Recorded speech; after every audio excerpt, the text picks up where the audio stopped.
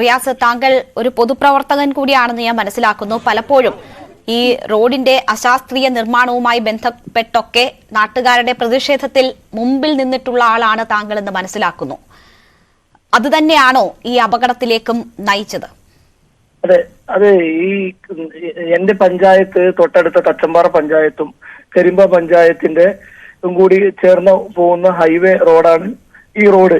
ഇതിൽ നിരന്തരം ഈ ഹൈവേയില് നിരന്തരം ആക്സിഡന്റുകൾ ഉണ്ടാകുന്നുണ്ട്. ഇതില് 55ഓളം ആളുകള് ഇതില് മരണപ്പെട്ടിട്ടുണ്ട്. കണക്ക് ഇതില് ഒരുപാട് ആളുകള് ജീവച്ഛവമായി, നിങ്ങൾ നേരത്തെ സൂചിപ്പിച്ചമാതിരി ജീവച്ഛവമായിട്ട് ജീവിക്കുന്ന ആളുകളുണ്ട്. ഈ റോഡിന്റെ അശാസ്ത്രീയമായ ഒരു എഞ്ചിനീയറിംഗ് ആണ് ഈ റോഡിൽ ഇത്രത്തോളം അപകടങ്ങൾ ഉണ്ടാകാൻ കാരണമായത്. കാരണം വെച്ചാൽ ഇത് മുൻകാലങ്ങളിൽ വർഷങ്ങൾക്ക് മുമ്പ് ഉണ്ടായിരുന്ന ഈ റോഡിന്റെ പ്ലാനും സ്കെച്ചും വെച്ചിട്ട് അതേ സ്കെച്ചിലുമാണ് ഈ പുതിയ റോഡുകൾ നിർമ്മിക്കുന്നതും അതേ രൂപത്തിലുള്ള വളവുകൾ അതേ രൂപത്തിൽ തന്നെ പുനഃസൃഷ്ടിക്കുകയാണ് ഉണ്ടാകുന്നത്. അതിൽ നിന്നും ഒരു മാറ്റം വരാൻ ഇതുവരെ ആ സർക്കാരുകളോ ഈ റോഡിന്റെ അതോറിറ്റികളോ ഇതുവരെ തയ്യാറായിട്ടില്ല. ഏതെങ്കിലും രൂപത്തിൽ ഏതെങ്കിലും കോൺട്രാക്ട് കമ്പനികൾക്ക് ഈ റോഡുകൾ കോൺട്രാക്ട് കൊടുത്തു കഴിഞ്ഞാൽ അവർക്കിത് പണി തീർത്ത് ഇവിടെ നിന്നും ഉടനടി സ്ഥലം വിടുക എന്നുള്ള ഒറ്റ ലക്ഷ്യത്തോടു കൂടിയുള്ള വർക്കാണ് ഇവിടെ നടക്കുന്നത്. ഇതിൽ ഏതെങ്കിലും വിധത്തിൽ അവിടെ വളവില്ല ഭാഗങ്ങളിൽ ഏതെങ്കിലും പ്രൈവറ്റ് ഭൂമി, ഏതെങ്കിലും ഏറ്റെടുക്കേണ്ട ഭൂമികൾ ഉണ്ടെങ്കിൽ അവിടെ ആ ഭാഗം നിർത്തിവെച്ച് അവിടെ എത്ര വലിയ കൊടും വളവാണെങ്കിൽ പോലും അവിടെ അതിനു വേണ്ട നടപടികൾ സ്വീകരിച്ച് ആ ഒരു പ്രൈവറ്റ് പാർട്ടിയെ സെറ്റിൽമെന്റ് ചെയ്തുകൊണ്ട് ആ റോഡിനെ സുരക്ഷിതമായ ഒരു റോഡാക്കി മാറ്റാതെ അവരുടെ പണി മുഴുവൻ തീർത്തങ്ങ് പോവുക. അതിന് ഈ സർക്കാരുകളും അതുപോലെ തന്നെ. പക്ഷേ ഈ പരാതിക്ക് ശേഷം അവിടെ റോഡിന് വീതി കൂട്ടുന്നത് ഉൾപ്പെടെയുള്ള നടപടികൾ ഉണ്ടായിട്ടുണ്ട് എന്ന് പറഞ്ഞു. അത് നിങ്ങളുടെ പരാതിയുടെ അടിസ്ഥാനത്തിൽ തന്നെ ആയിരുന്നില്ലേ? അത് നിരവധി പരാതികളും പൊതുപ്രവർത്തകരായ ആളുകളുടെ മേലെ ഹൈവേ അതോറിറ്റികള് കേസെടുക്കാനുള്ള സംവിധാനങ്ങളൊക്കെ ഉണ്ടായിട്ടുണ്ട്.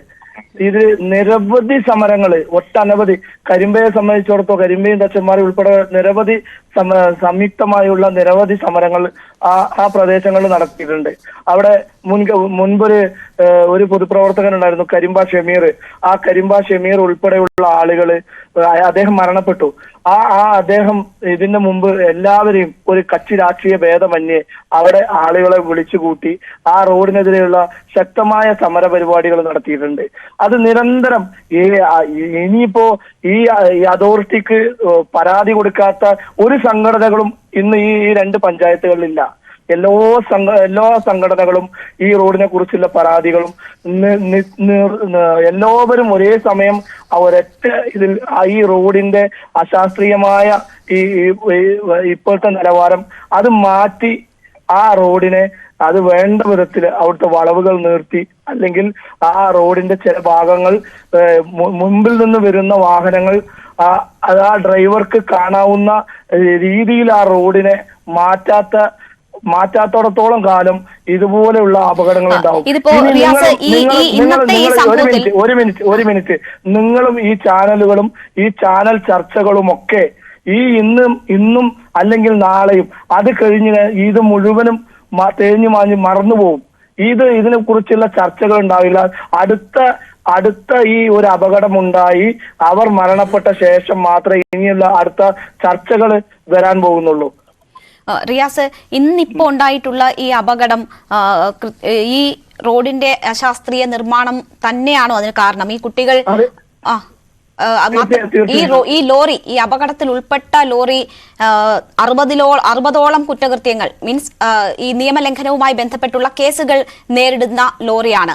അത് ആ സമയം സ്കൂൾ വിട്ടു വരുന്ന സമയമായിരുന്നു. അമിത വേഗത ഉൾപ്പെടെ ഉണ്ടോ എന്ന് സംശയിക്കുന്ന സാഹചര്യമൊക്കെ ഉണ്ട്. അവിടെ ദൃക്സാക്ഷികളെ താങ്കൾ കണ്ടിരുന്നോ? അവരെന്താണ് പറയുന്നത്?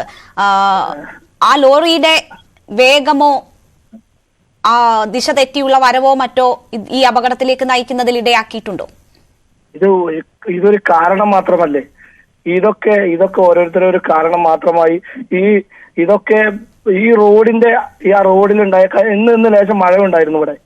ആ മഴ പെയ്തു കഴിഞ്ഞാൽ ഇതിനു മുമ്പ് MLA ഉൾപ്പെടെ ആളുകള് ശാന്തകുമാരി ഉൾപ്പെടെയുള്ള ആളുകൾ ബന്ധപ്പെട്ട് ഈ റോഡിനെ ഈ സ്ക്രാച്ച് വരുത്തി റോഡ് ബാക്കിയുള്ള വാഹനങ്ങൾ സ്കിഡാകാത്ത വിധത്തിലുള്ള ഒരു സംവിധാനം അവിടെ ഉണ്ടാക്കിയിട്ടുണ്ടായിരുന്നു. ആ സംവിധാനം ഉണ്ടാക്കി കഴിഞ്ഞ് അതിന്റെ സംവിധാനം എന്ന് പറയുന്നത് JCB ഉപയോഗിച്ച് അവിടെ JCB അല്ല, ഇതിന് വേണ്ട ഒരു ടെക്നോളജി തന്നെയാണ്. ഈ റോഡിനെ സ്ക്രാച്ച് ചെയ്യുന്ന ഒരു ടെക്നോളജി ഉപയോഗിച്ച്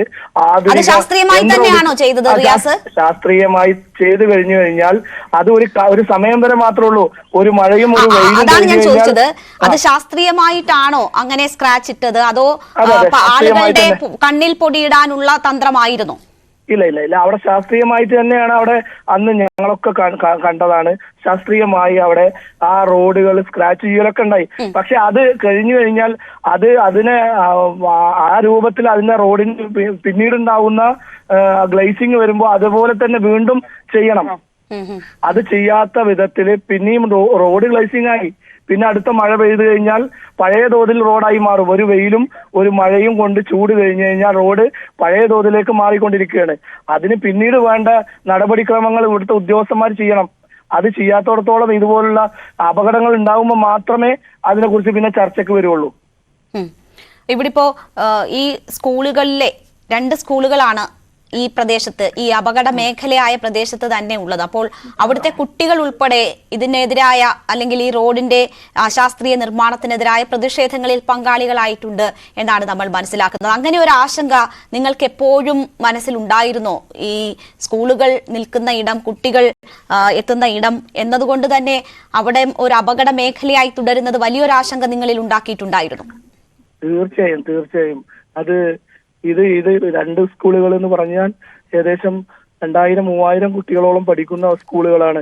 ഇതിൽ തന്നെ 10-15 ബസ്സുകൾ ഒരേ സമയം അവിടുന്ന് കുട്ടികളുമായിട്ട് യാത്ര ചെയ്യുന്ന സമയങ്ങളുണ്ട്. ഈ സമയത്തൊക്കെ ഈ റോഡ് വലിയൊരു ഭീഷണി തന്നെയാണ്. ഈ റോഡിന്റെ നിലവിൽ ഈ റോഡ് ഈ അപകടം നിൽക്കുന്ന ഭാഗങ്ങൾ മുഴുവനും വലിയ തോതിലുള്ള വളവുകളും ആ വളവുകളിൽ റോഡ് സൈഡുകളിൽ അതിൻ്റെതായ കറക്റ്റ് സിഗ്നൽ ബോർഡുകൾ പല ഭാഗങ്ങളും ഇവിടെ ഇല്ല. അതുപോലെ തന്നെ തച്ചമ്പാറ വില്ലേജ് ഓഫീസ് പരിസരത്ത് കഴിഞ്ഞ ഒരു മാസങ്ങൾക്ക് മുമ്പ് അവിടെ ഒരു അപകടമുണ്ടായി. ഒരു കുടുംബത്തിലെ 2 പേര് ഓൺ ദ സ്പോട്ടിൽ മരണപ്പെട്ടതാണ്. ആ ഭാഗത്ത് ഈ കഴിഞ്ഞ ഒരാഴ്ചകൾക്ക് മുമ്പ് കൂടി ഒരു അപകടമുണ്ടായി. ആ അപകടം ഉണ്ടായിട്ട് പോലും ആ വളവിന്റെ അവിടെ തച്ചമ്പാറ പെട്രോൾ പമ്പിന്റെ പരിസരത്ത് വില്ലേജ് ഓഫീസിന്റെ മുൻപിൽ അവിടുന്ന് ആ തിട്ട് ഒന്ന് എടുത്തു മാറ്റുകയോ അവിടുന്ന് പ്രൈവറ്റ് ഭൂമിയിൽ നിന്നും സർക്കാർ ഏറ്റെടുത്തുകൊണ്ടോ അല്ലെങ്കിൽ അത് വേണ്ട ചർച്ചകൾ നടത്തി അതിനെ ആ റോഡിന്റെ ഇരുവശവും കാണുന്ന രൂപത്തിലേക്കുള്ള ഒരു പ്രവർത്തനം നടത്താൻ ഇതുവരെ അധികാരികൾ തയ്യാറല്ല. ഇന്ന് രാവിലെ ഉണ്ടായ ഒരു സംഭവമുണ്ട്.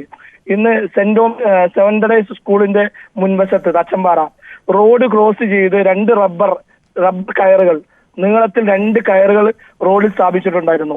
ആ രാവിലെ കരിമ്പയിലുള്ള ഒരു ചെറുപ്പക്കാരൻ ജോലി പോകുന്ന സമയത്ത് ബൈക്ക് അതിൽ തടഞ്ഞു വീണു. അതിൽ വീണ എന്നെ അവിടുത്തെ നാട്ടുകാർ എന്നെ അറിയിച്ച സ്ഥിതിക്ക് ഞാൻ അവിടെ ചെന്ന് നോക്കുമ്പോൾ ആ ബൈക്ക് ആക്സിഡന്റ് ആയ സ്ഥലത്ത് നോക്കുമ്പോൾ ഈ കയറ് വണ്ടി അതിന്റെ മുകളിലോട്ട് കയറി ഇറങ്ങി പോയിക്കൊണ്ടിരിക്കുന്നു. അതിന്റെ തൊട്ടൊരു ക്യാമറ വെച്ചിട്ടുണ്ട്. ഇത് എന്തിനു വെച്ചു, ഈ കയർ എന്തിനു കെട്ടി എന്ന് അന്വേഷിച്ചപ്പോൾ ഇവിടുത്തെ പോലീസ് ഉദ്യോഗസ്ഥന്മാർക്കോ അല്ലെങ്കിൽ ഇവിടുത്തെ ഹൈവേ അതോറിറ്റിക്കോ ഒരാൾക്ക് പോലും ഇതിനെക്കുറിച്ച് എന്താണെന്ന് കാര്യത്തിൽ നിശ്ചയമില്ല. പിന്നീട് ഞാൻ അന്വേഷിച്ചപ്പോൾ മനസ്സിലായത് അവിടെ ഓവർ സ്പീഡിന്റെ ക്യാമറ സ്ഥാപിക്കുന്നതുമായി ബന്ധപ്പെട്ട് ഏതോ പ്രൈവറ്റ് കമ്പനിക്ക് ആ വാഹനങ്ങളുടെ എണ്ണം എടുക്കാൻ വേണ്ടി അവിടെ സ്ഥാപിച്ച ക്യാമറയും ഒരു റബ്ബർ കയറുമാണ് അവിടെ ഉണ്ടായത്. ഒരു ഇരുമ്പ് ആണി വെച്ച് അടിച്ച് റോഡ് ക്രോസ് ആയിട്ട് വെച്ചിട്ടുണ്ട്. അതിൽ തടഞ്ഞുകൊണ്ട് ഒരു ബൈക്ക് വീഴുകയുണ്ടായി. ഇന്ന് അയാൾ പരിക്ക് പറ്റി ഹോസ്പിറ്റലിലാണ്. അതിനെതിരെ പോലീസ് ഉൾപ്പെടെയുള്ള ആളുകൾ വന്ന് പോലീസിനോട് ഞാൻ പറഞ്ഞു ഇത് ഇവിടുന്ന് എടുത്തു മാറ്റണം എന്ന് പറഞ്ഞപ്പോൾ അവരെടുത്തു മാറ്റിയാൽ